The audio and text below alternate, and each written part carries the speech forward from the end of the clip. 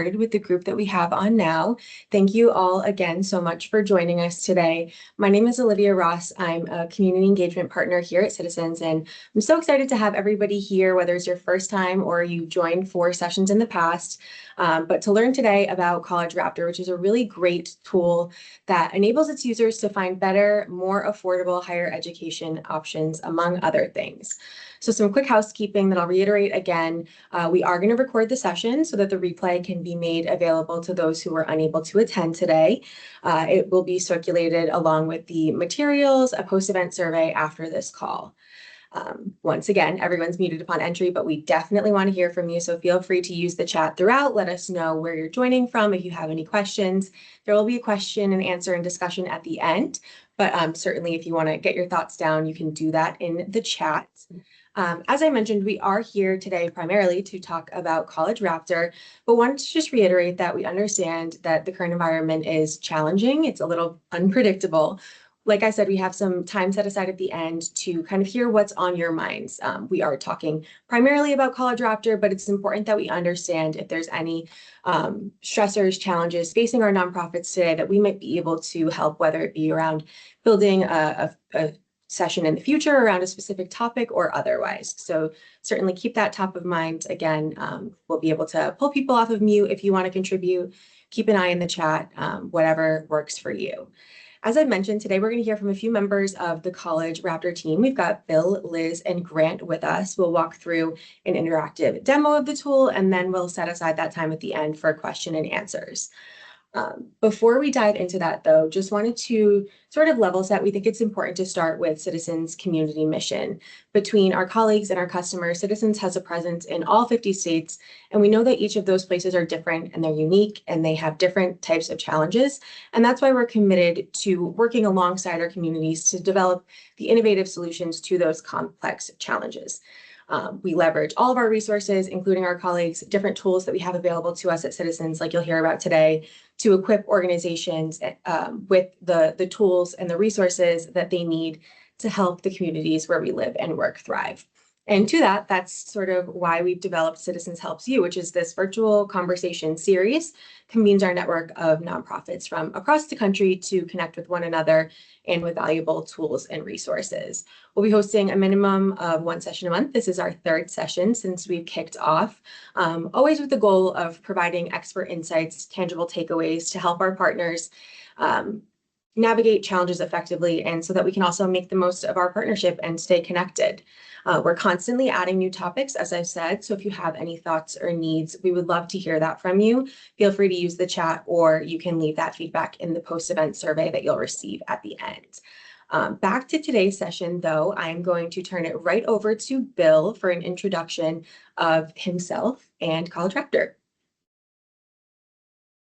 Thank you, Olivia, and good morning, everybody. I'm Bill Steib. I'm a co-founder and CEO of College Raptor, which is a wholly owned subsidiary of Citizens. We've been part of the Citizens team now for about 3 years, and delighted that we're able to work to help so many students across the country. Olivia, if you go to the next slide, please. We'll be introducing Grant Cooper and Liz Robinson on our team as we go here. But I usually don't do this, but let me just read this quote because it's very meaningful to me. That I was terrified because I had to pay for the majority of college myself. Once I used College Raptor and saw the prices at other schools, I thought I can actually afford that. It took such a huge weight off my shoulders. So this is one of literally tens of thousands of testimonials that we've had on the College Raptor platform for how we've helped students discover college options that they may not have otherwise thought of. That, obviously a huge challenge with college is finding appropriate schools academically and culturally, but also financially. The cost of college is much higher than what it was certainly when I went to school. And so we have a number of statistics here of the families eliminating schools based on cost, people feeling that scholarships are only for students that have exceptional grades and abilities, and just the tension and the stress of the college process. And maybe a little background on me and how College Raptor started. my wife and I have 5 biological children and a foster daughter, all 6 of whom were in college all at once, all during COVID. And so the their let's say our family dinner table for about a decade was a lot of discussion about which colleges were appropriate and how were we possibly going to afford uh, to send the kids to school, and looking at things through my foster daughter's eyes, who joined us from very difficult circumstances that she didn't think she was going to be able to go to a 4-year college at all. So the real mission behind College Raptor, and Olivia, if you can go to the next slide, please, um, is to help bring transparency to the cost of college, as well as looking at the academic, cultural, and financial aspects of college all at once. That one of the challenges that we found in our family, my background is I'm a tech, data entrepreneur and that, but we found that there were, say, 2 schools that were ranked neck and neck in US News, that our family's cost was going to be $20,000 a year difference per child. And so it made a huge difference of really doing some comparison shopping and that. And as I mentioned, looking at things through our foster daughter's eyes of how to help a student that came from a difficult circumstance find a great educational and life outcome. And so that's really the mission of College Raptor. One thing that we don't say on this slide is everything that we do to the public, everything that we offer to the public in terms of our tools, and that has always been free. And that's one of the important strengths of being able to partner with Citizens, is now having, and we've been part of Citizens now for about 3 years, is having the resources of a much larger organization behind us that's allowing us to continue to develop great tools and frankly just give them away and help the public. So a couple of the areas that's sort of a little bit unique about College Raptor is we are the only college search engine that is actually also a official net price calculator provider. That there are about 2,000 colleges in the US that we would think of as the traditional 4-year schools, and they are required by federal law to offer a net price calculator, sort of a good faith estimate tool on their website that helps families find estimate in terms of how much the college is going to cost them based on their merit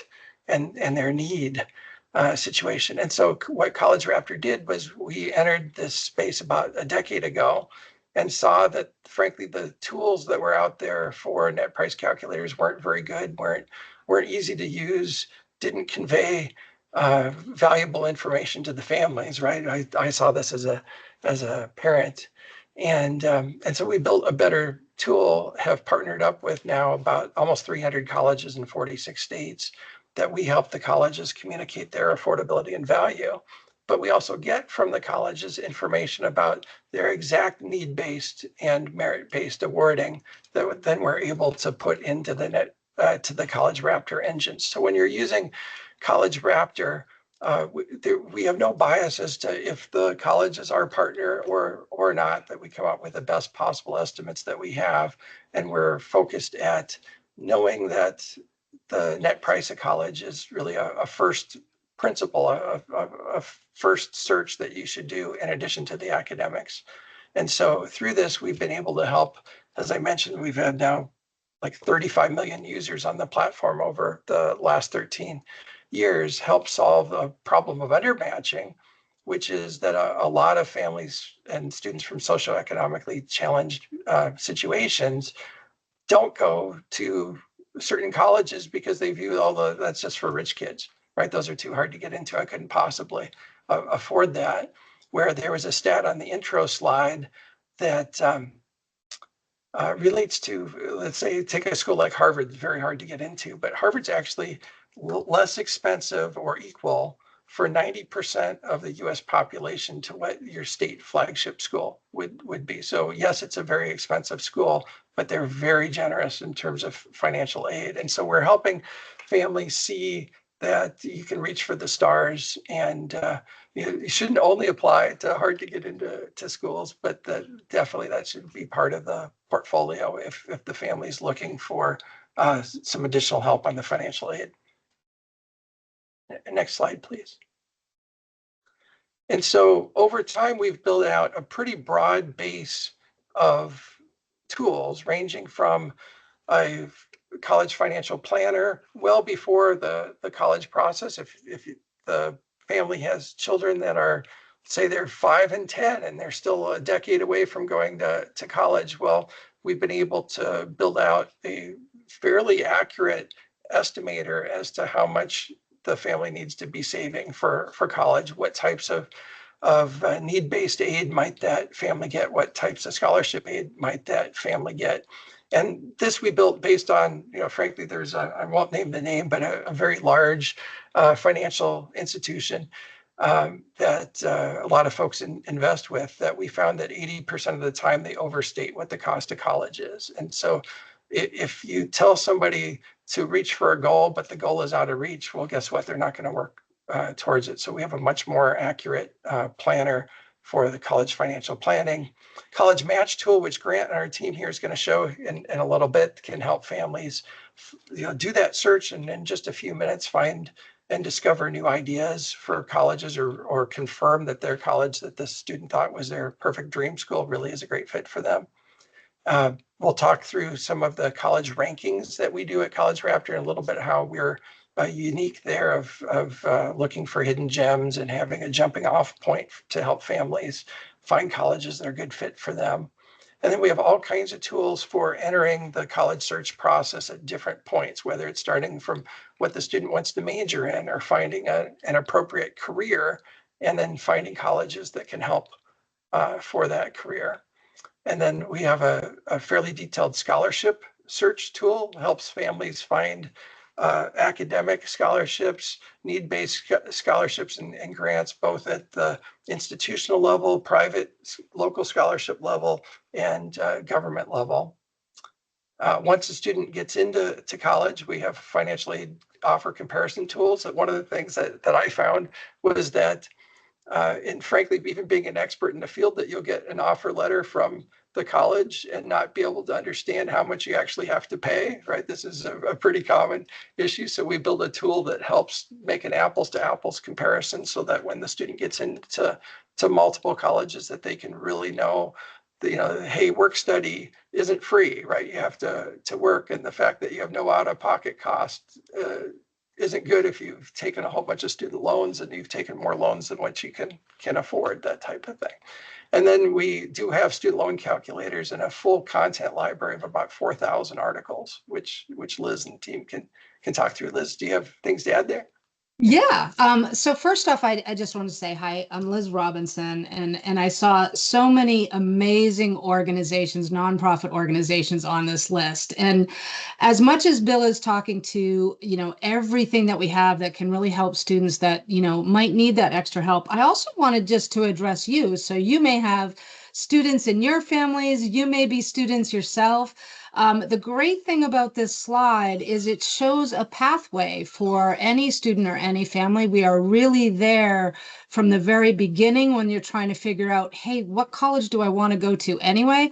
All the way through to how do I pay for this experience? And the piece with the article library is that all along the way, we have things that tell you how you can decorate your dorm room. We have, marching band articles, but we also have those ones that help step by step for how do I have to think about the FAFSA? How do I think about my own situation? What tips can I get along the way? So I just wanted to add that although there's a tremendous amount of data behind everything that Bill and team have built, there's also this great user experience that makes all of this conversation very simple and easy to get through for users. And if you go to collegeraptor.com and through Citizens as well, you'll see that experience really just guides people through the process and helps the user really understand what they need to do next. Sorry, Bill. And I know the next slide, Olivia, really, I think all of us want you all to experience it. So we want to give you a little snippet about how easy these tools are to use. And with that, I'm going to turn it over to Grant and let him introduce himself and give you a little sneak peek of how really amazing these tools are. Over Thanks, to you, Grant. Liz. Yeah, appreciate it. I'm Grant. I'm a data analyst with College Raptor. Been here for a little bit over 5 years. I'm going to walk through a few of the tools that we have on the College Raptor website today. So with that, I will go ahead and take over screens. Great, I think we're working now. I'm starting off on the College Raptor homepage. I'm already logged into my account over here to save us a little bit of time. But what I want to start out with is the College Match tool. And so what the College Match tool does is takes what I would call three different categories of inputs, which are what are the students' college cultural preferences, things like, what do they want to study, where do they want to live. It'll take, secondly, look at the students' kind of academic merit. And that's for a couple of different reasons. It's going to, number one, find schools where we think that you could actually get in, you might actually get admitted, and as well as looking at any merit scholarships that the student might qualify for. And then the last piece, the third piece, is looking at what is the family's financial situation, and that's going to help us determine any need-based financial aid that the family would qualify for. So with that, I'll jump into some of the questions and kind of go through this. So the first part that, majors and college preferences, we ask how many colleges you want to apply to, what your desired degree is, any majors that you're interested in. I've added business administration and computer science, but there are thousands of things to choose from here. So for example, if you want to look at biology, you could just type it in and you'll get a number of different options. I'll go with the most popular one here and add that as well. If you know what colleges you might be interested in applying to, you can add those specifically in here. I'm looking at a student that's in the Boston area. Maybe they're interested in Boston University or Clark University, and maybe a public in New York, like a SUNY school. And we can add Harvard in here as well, because that's always a fun example to look at. Likewise, you can exclude any colleges that you don't want to attend. Like if you didn't want to go to, if you don't want to go to any like U.S. military academies, you can add that in. And then the last part of this section is the college preferences. Starting with college size, do you want to go to a big school like a Penn State kind of large campus, lots of people, or do you want to go to a smaller school, maybe something with a little better student to faculty ratio? You can choose that. Your preferred college location. This is super generic. Do you want to be close from home, far from home? Do you want to stay in state? That kind of thing.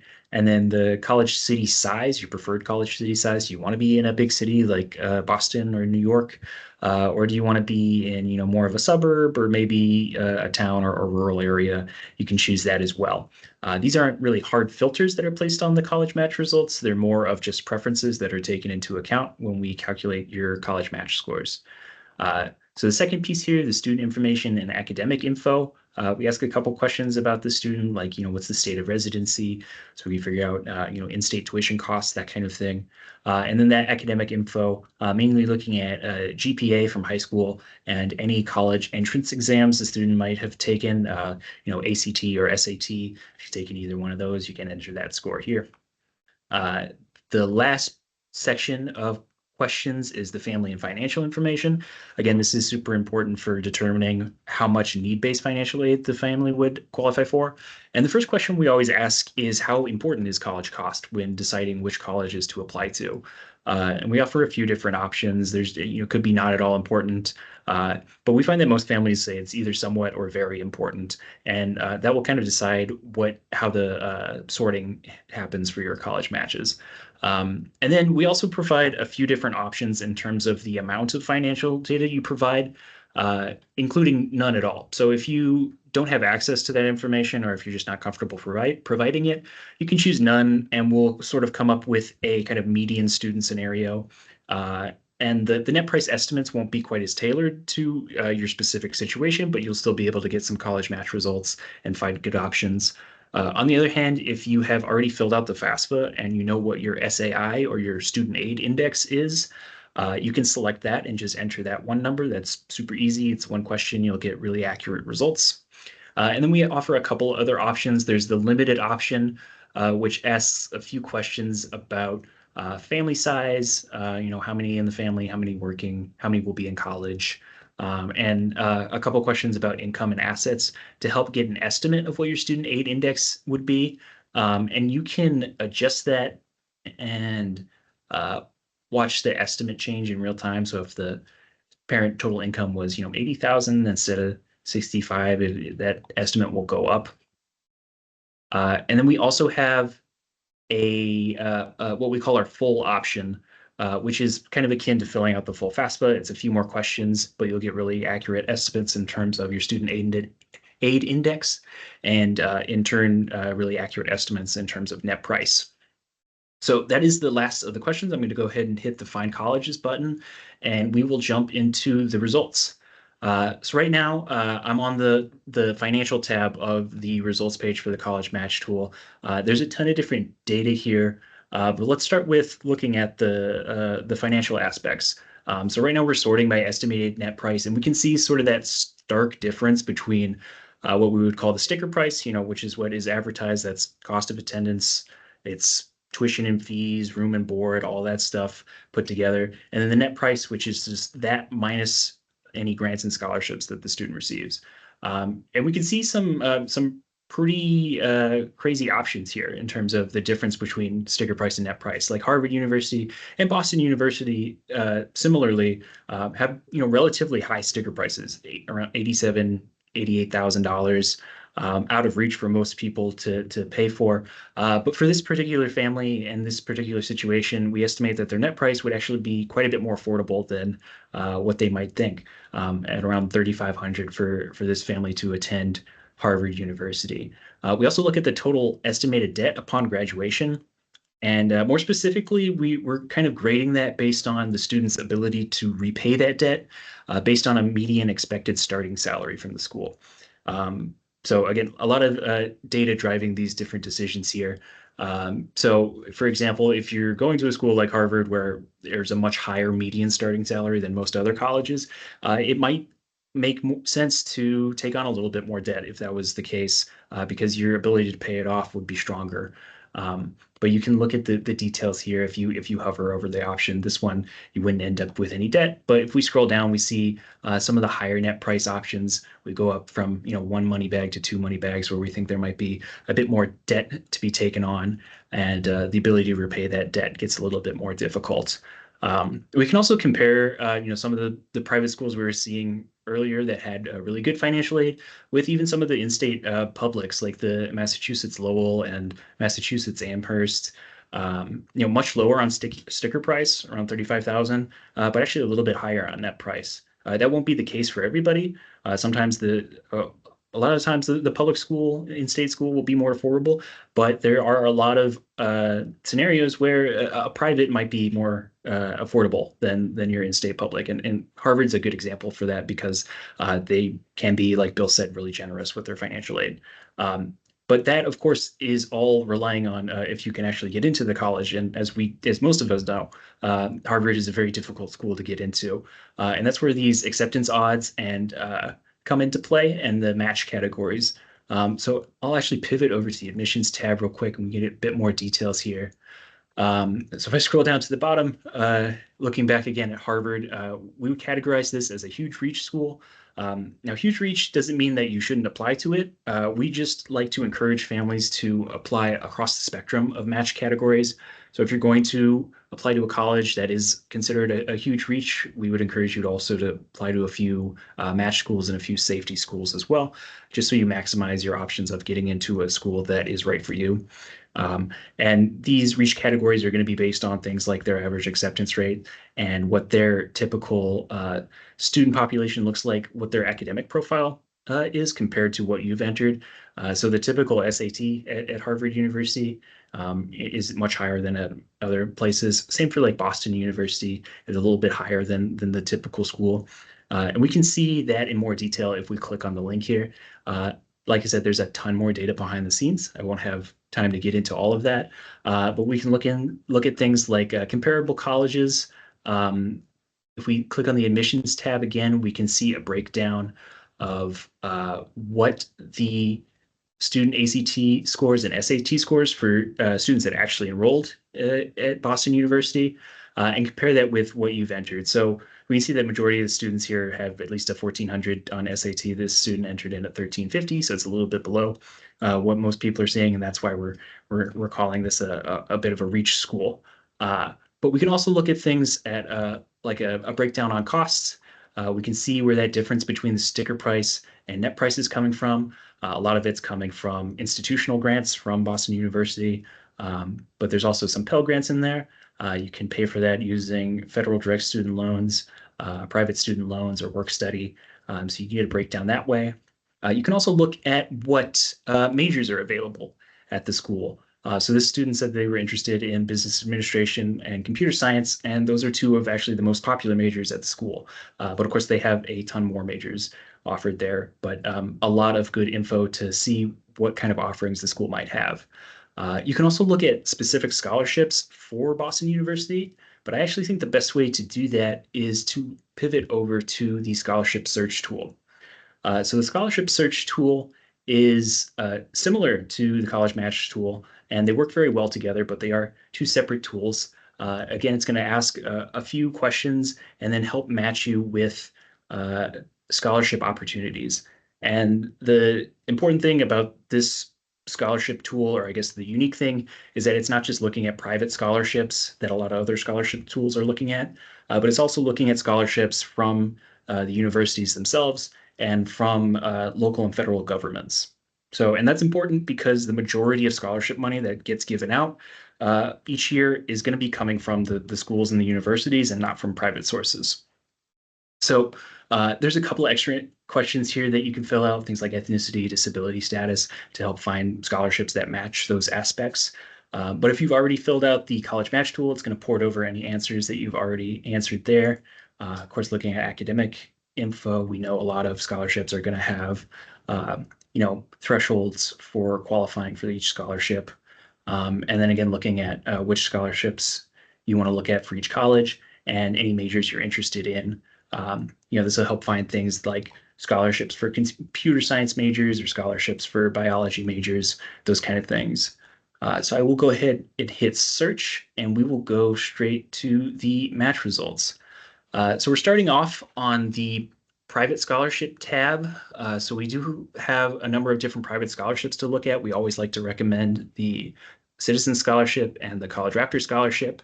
But there's a number of other scholarships here from private sources, Coca-Cola, those kind of things. If I pivot over to the institutional tab, there's a ton more data here from a number of different universities. So like Clark University in the Massachusetts area is one we're looking at. We estimate that the student would get $28,000 in a university grant and $14,000 merit scholarship. But there's also more competitive scholarships available too, things that might have like an additional application required. So a bunch for Boston University, scholarships for parents, ROTC scholarships, Methodist scholarships, scholarships for families in the Boston area. And there's 4,000 different results here.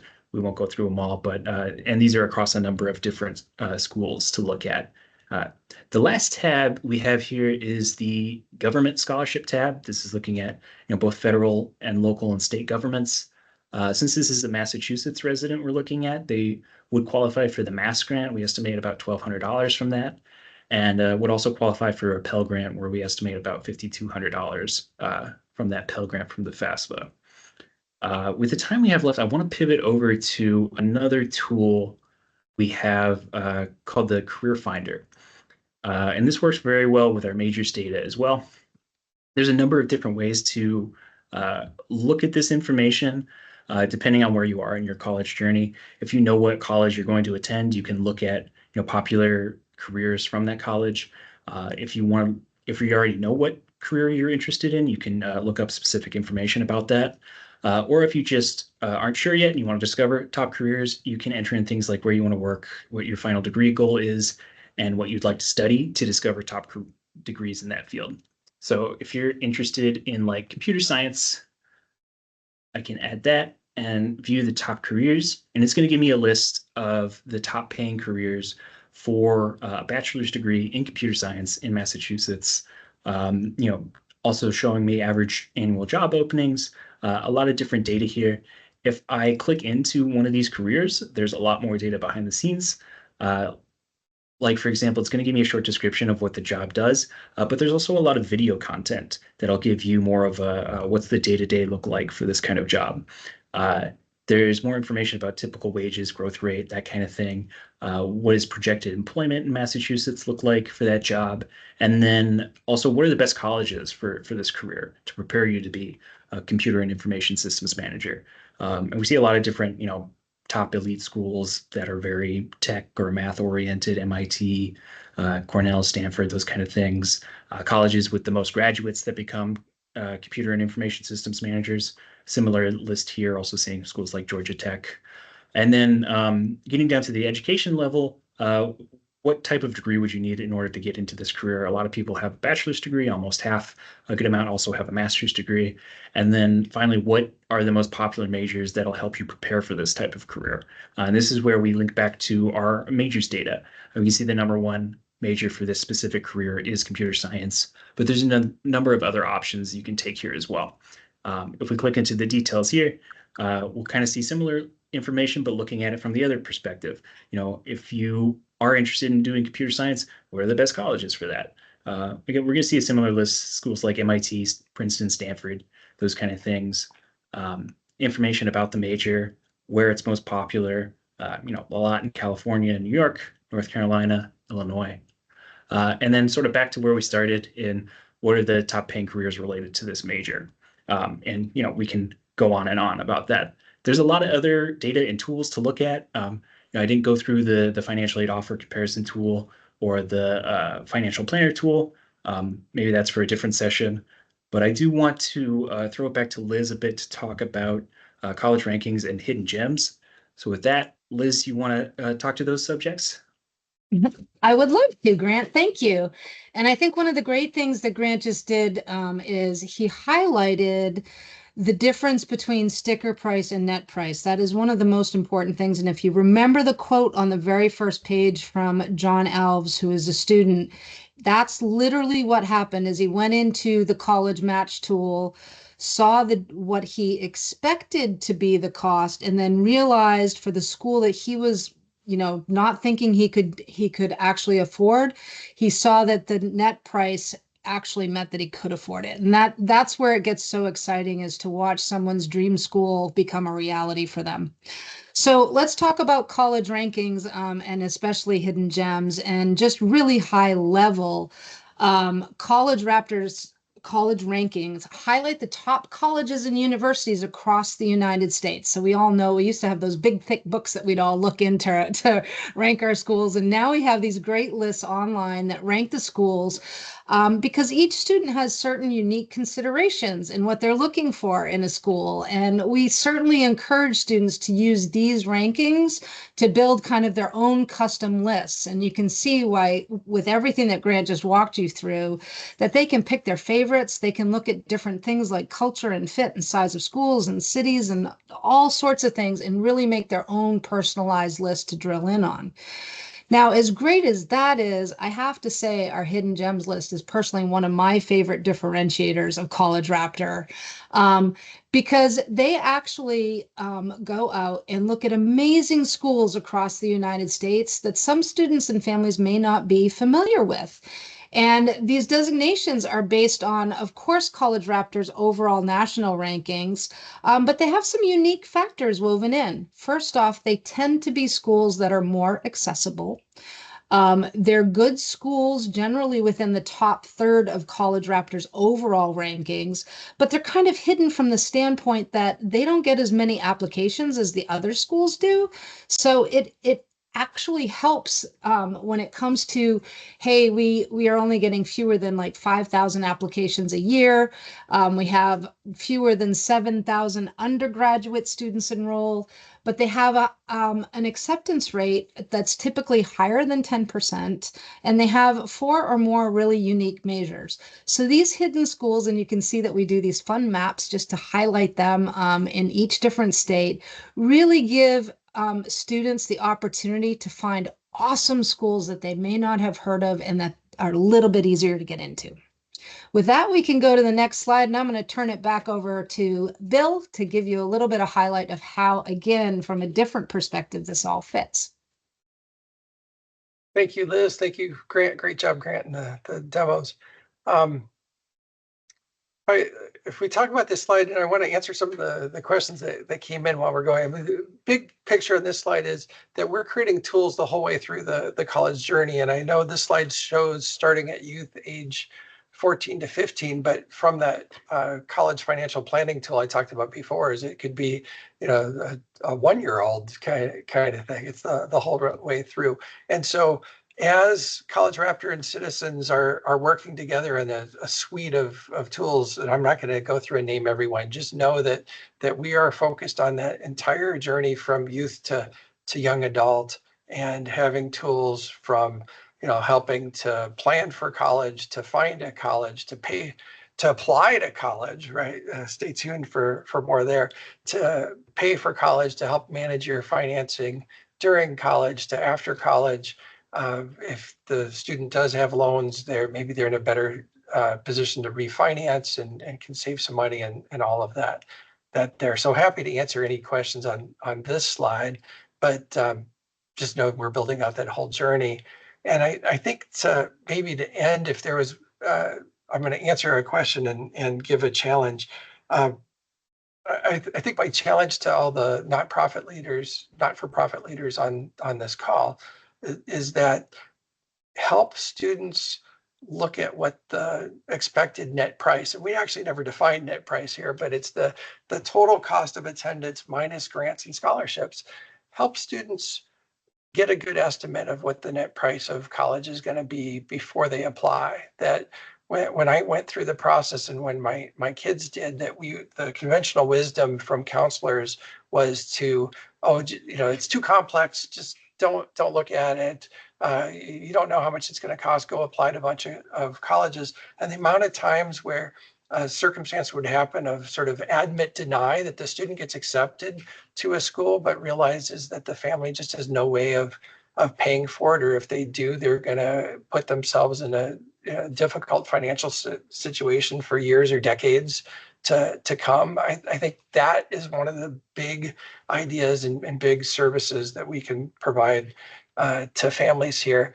And I want to answer one question, and then happy to have the team shepherd us through any more. But there was a great question here: that does Citizens offer short in-person virtual workshops to introduce these tools to youth and orgs, either standalone or folded into financial literacy workshops? And the answer is we sort of do right now. And that's a big part of what this outreach is we need your help to both do the outreach and to create the right resources that allow you to engage with, you know, your constituents, with those families, to help them in the best possible way. But just know that, you know, behind the scenes here, we're creating and have already created or continuing to build out a broad range of pretty profound tools to help make families' educational and life outcomes better. Yeah, let me add to that, Bill, because I know someone asked if we had workshops available, and one of the great things is you know, this wonderful thing called YouTube, and College Raptor has a YouTube channel that actually has demos of all these different tools. So if someone's looking to figure out how the tools can be most helpful, we've already kind of put that out there for you. But always excited to have future conversations about how we can make it as easy as possible to share this information. And I would just add too, from the perspective of the financial literacy, hopefully our partners know that they can certainly rely on Citizens for education and resources in that area. Our first session within this series was actually all around Citizens Money Essentials, which is our financial empowerment, financial literacy curriculum. we did record that session too, so I can direct folks to the replay for that to learn more and see if you are interested in bringing a sort of financial literacy workshop to your organization and the people that you serve.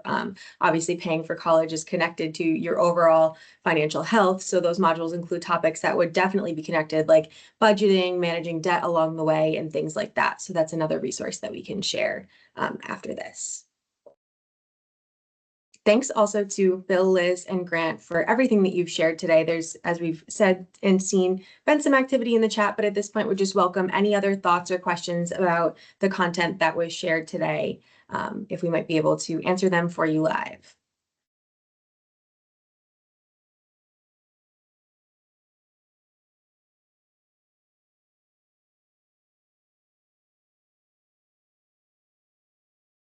And while we wait to see if anybody has any additional thoughts, I'm just monitoring on my phone here.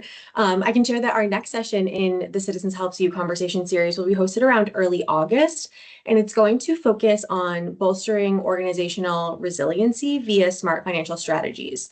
So as we solidify those details, we'll be sure to, if you were on the distribution list for this one, you will receive communications about that one, and we certainly hope to see you there. And as I mentioned at the top of the call, that's a topic sort of designed with our nonprofits in mind, given everything that's happening externally currently. So with that too, in addition to any questions on content covered today, would welcome if there are any sort of the top 3 things keeping you up at night or concerns that you kind of can't shake.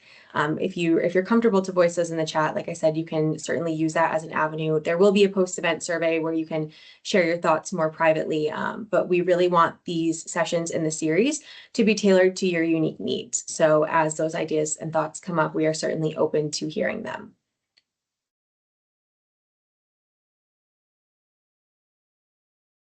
If there's no additional questions, I would just reiterate my sincere thanks and appreciation to Bill, Liz, and Grant for their time today, and for all of our nonprofit partners who took the time to join. You will receive the meeting materials, the session recording, that post-event survey, and some of the other resources and references that we made throughout this call via an email later today or tomorrow. But otherwise, we hope to see you all on a future session, a Citizens Helps You session. Looking forward to continuing on this journey together. So thank you all for your time today. Hope you enjoy the rest of your day. Thank you, everybody. Thank you, everyone. Thanks, everyone.